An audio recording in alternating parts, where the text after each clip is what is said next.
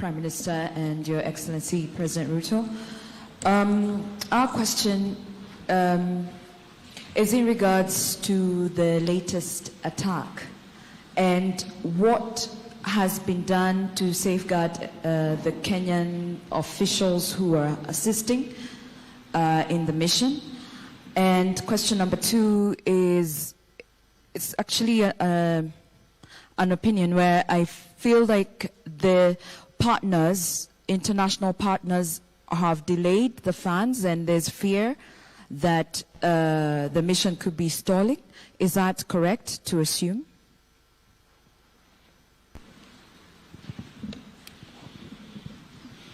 I think I'll allow, okay, do we take another question? Okay. Thank you very much, Rose Buchanan from AFP. So alongside the 600 further officers, will Kenya or members of the international community be supplying additional or improved equipment for the force already present in Haiti?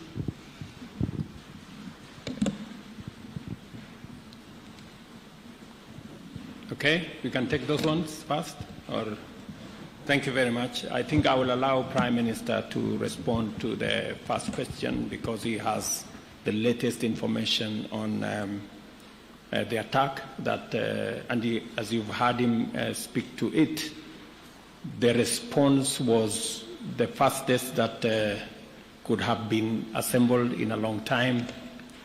As we talk, both the Haitian police, who are doing a wonderful job, alongside our multinational security support mission of officers from Kenya, are already in that region.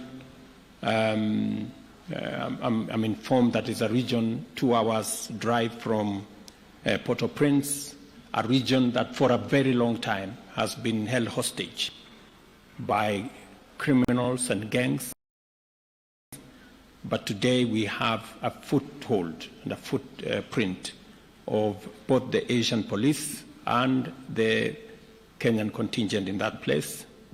As to your question as to what is being done, I think everything is being done to make sure that we minimize casualties of both our security men and civilians, even as we deal with the criminals. And on the question from FP on what additional is being done, Prime Minister just came out of UAE, who have committed to support this mission.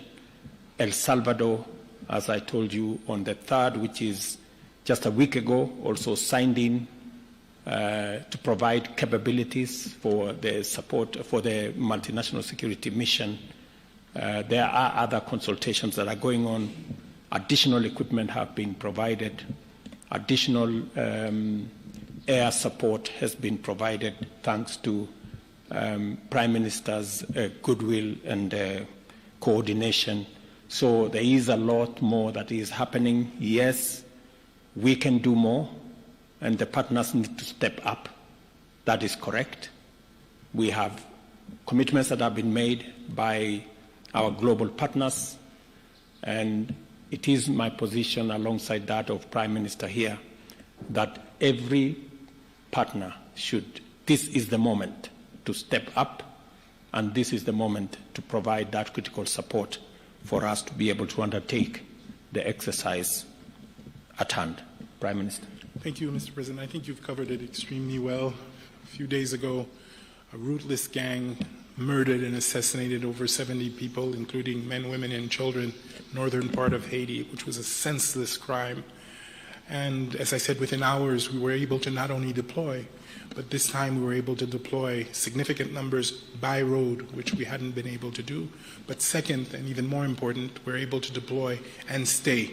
So this is no longer a reactive, temporary mission. It has become a mission to the end to make sure that we can actually regain a level of safety that's acceptable in the region. Now, there's still a lot going on, and I don't want to by any means describe this as being done or easy, but the work is being done house by house, neighborhood by neighborhood, to ensure that these people, the people of the Artemonite region, can once and for all find peace. And I think the President has rightly stated that every operation is well thought through with the Kenyan team on the ground and the police force to ensure the greatest amount of security for the troops that will engage in these different combats. Now, obviously, this always comes with a level of risk, but we're confident that we do everything we can every time to make sure that we're protected. And as I think, as the President has mentioned, coming out of New York, we had very constructive meetings with several partners.